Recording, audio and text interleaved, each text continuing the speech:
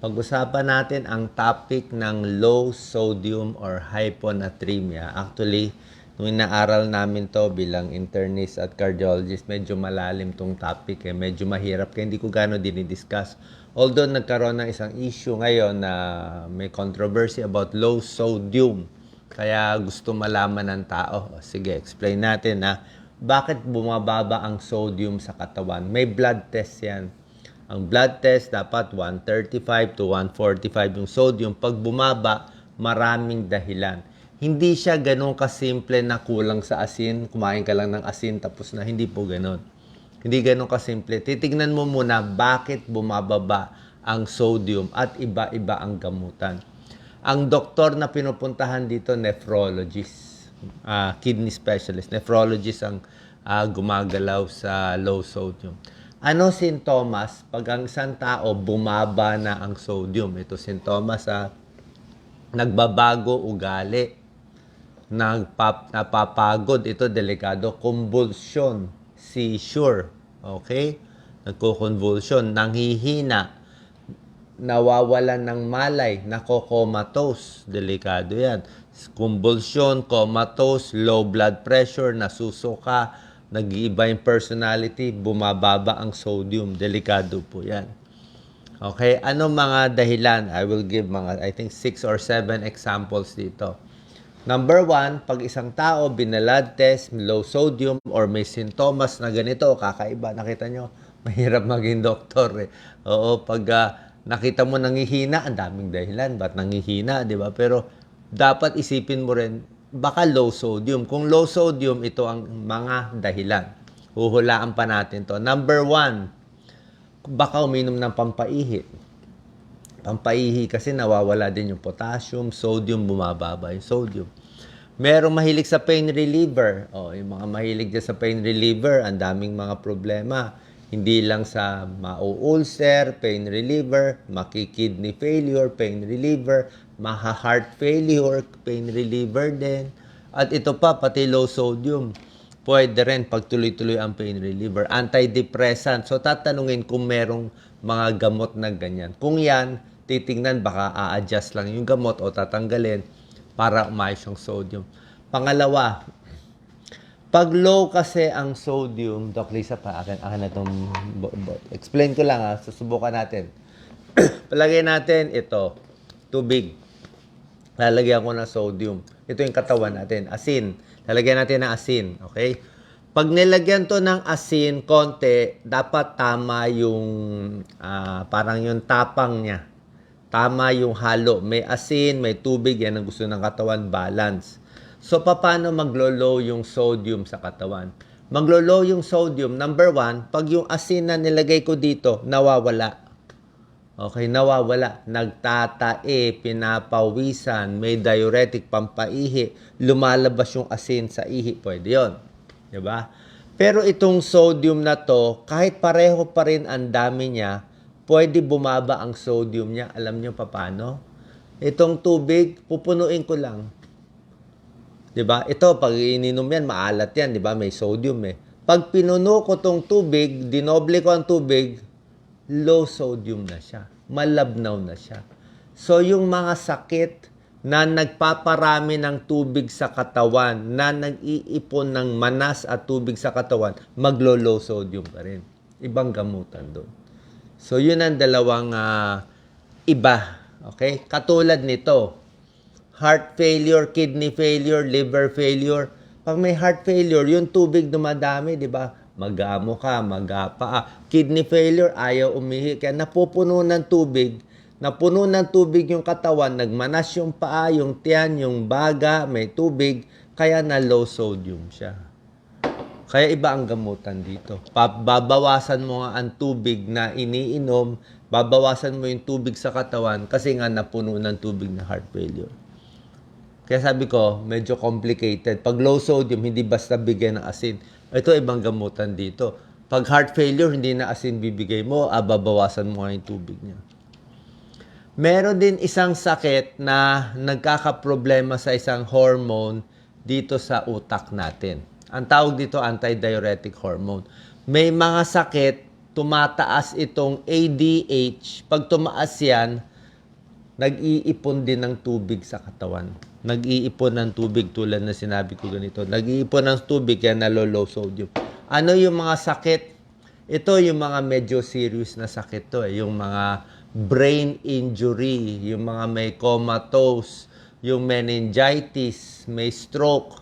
Yung talagang mayroong problema sa utak yon. Nagloloko din yung paggawa nitong hormone, dumadami. May pulmonya, may nana sa utak, antidepressant, may cancer, mahina ang thyroid, yan, tumataas itong ADH, nagpupuno ng tubig sa katawan, kaya naglo-low sodium.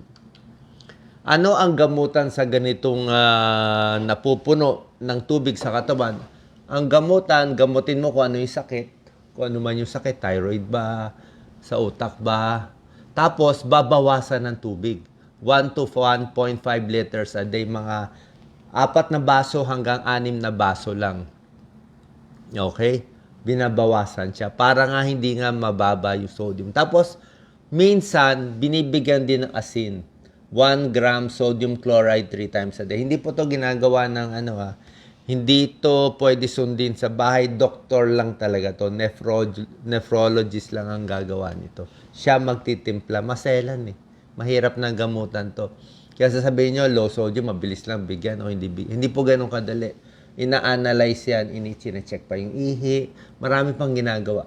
So, bawas tubig, bigyan ng konting asin kung ito ang sakit Yan, tapos check pa yung ihi para sakto. Meron naman, bumabagsak ang sodium, ito, hindi marami ang tubig, normal lang, nagsusuka, nagtatae, dehydrated, nalalabas lang yung nalalabas yung asin sa katawan. Yan. Okay?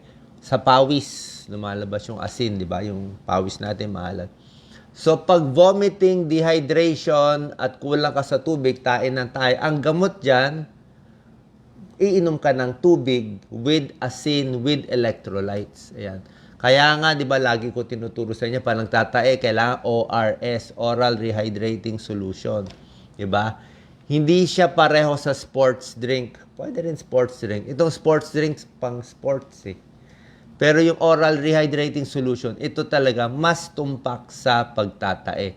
Ano laman nito? May sodium siya. Ayan, may sodium. May potassium. Delikado potassium na nabawasan. Yan, sodium, potassium, tsaka sugar para may energy. Yan ang laman yan. Asin, asukal, tapos may dagdag potassium. Kaya nga bananas for pag nagtatae. Potassium. Okay? Meron pa isang dahilan bakit bumababa ang sodium. Tinuturo ko sa inyo. Diba lagi ko sinasabi, uminom ng maraming tubig, 8 basong tubig. Pero lagi ko naman sinasabi, kahit 8 basong tubig or 2 liters to 3 liters a day, gusto ko nga malinaw yung ihi nyo. Lagi ko naman sinasabi na huwag lalampas sa 4 na litro. Kasi minsan may nagko-comment, kaya daw niya 5 litro, 6 na litro. Minsan okay lang, pero on the average, sa size ng Pinoy, huwag tayo lalampas sa 4 na litro or 16 glasses in a day ng fluid. Hindi ko sinasabi may mangyayari agad. Pero pag lumampas, lalo na pag senior, pwedeng lumabnaw. Baga sa pinuno mo ng tubig Pinuno mo siya ng tubig. So, ang bagsak yung sodium mo. Babagsak siya. Yan So, excess water, delikado. Maglo-low sodium, pwede seizure, ma-comatose. Yan. Kaya nga payo mamaya sa mga nagmamarathon, mga nagra-runner, di ba? Yung mga triathlete, mas maganda, hindi na tubig ang iniinom. Sports drink. Dito pwede ang sports drink. Kasi hindi naman siya nagtatae. Sports kasi talaga siya. Yun, bagay yun doon. Pero kung hindi naman kayo nagja-jogging, palakad-lakad lang kayo sa office, huwag kayo mag-sports drink, di ba? Tataba kayo, di ba? Pampataba, di ba? Hindi naman nag-sports pang sports lang siya.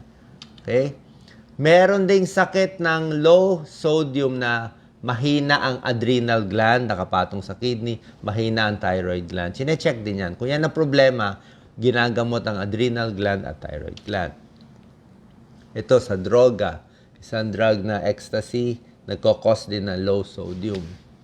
Sino ang mas tinatamaan ng low sodium? Mas matanda. Okay? Mas matanda, mas prone. Siyempre, yung katawan, pag konting pagbabago sa level, mas nakakaramdam. Yung mga umiinom ng gamot, tulad ng sinabi ko na nga, pampaihi, antidepressant, pain medication, yung illegal drugs, ecstasy, pwede rin.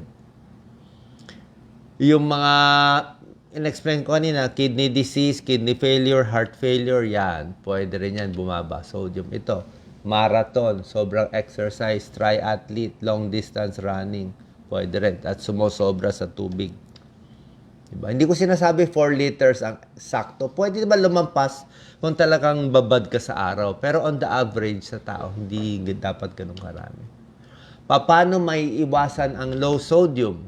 Diba? Gamutin yung mga sinabi kong sakit, kung ano man yun, thyroid man, adrenal man, kung yung isang may brain problem, SIADH, kung ano man, yun ang primary goal gagamutin.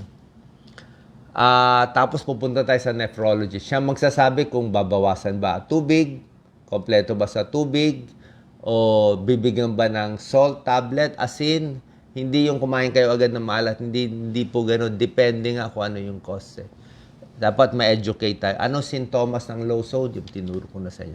Ito uulitin ko Ito yung mga possibility ng low sodium. Maganda yung drawing Ito. Malakas suka na suka. Yan. Pampaihi. Sobrang tubig. More than 4 liters. Nagtatae masyado. Yan. Heart failure, kidney failure, liver failure. Dehydrated. Pwede rin kulang sa asin, pero bihira to sa atin, sa Pilipino. Sobra tayo sa asin. Ang asin natin hindi lang 2 grams a day, parang 8 grams tayo. Sobra-sobra na.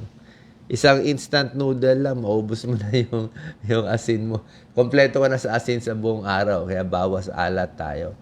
So, ito rin, may mga sakit. Okay? Habang high intensity, sobrang pawis, ingat din tayo sa pag-inom. Okay? Sports drinks, pwede yan. Pag demanding. Tapos pag inom ng tubig, tamang-tama. Huwag kulang, huwag sobra. Kaya mga 2 litro or 8 glasses a day yan ang gusto ko. Pero ako minsan maabot ako mga 3 liters 2 to 3 liters para sa akin. So, anong guide natin? Ang guide natin yung kulay ng ihi. Ayaw natin na madilaw, ayaw natin na ma-orange, lalo na sa umaga. Pag madilaw ihi ko, hinahabol ko na masyado mapanghi, amoy ammonia, dinadamihan ko na yung tubig ko. Takot tayo sa kidney stone, sa UTI. Pero ayaw mo rin naman na lampas 4 liters na parang kulay puti na. Minsan kulay puti okay lang. Pero yun na nga, wag sobra, wag kulang. Sana nakatulong tong video ko para ma-educate kayo about low sodium. Sama nyo sa blood test nyo, sodium, potassium. Kung medyo bumababa, may adjustment gagawin, pa-check tayo sa ating doktor. Pwede sa internist, pwede sa nephrologist. Maraming salamat po. God bless.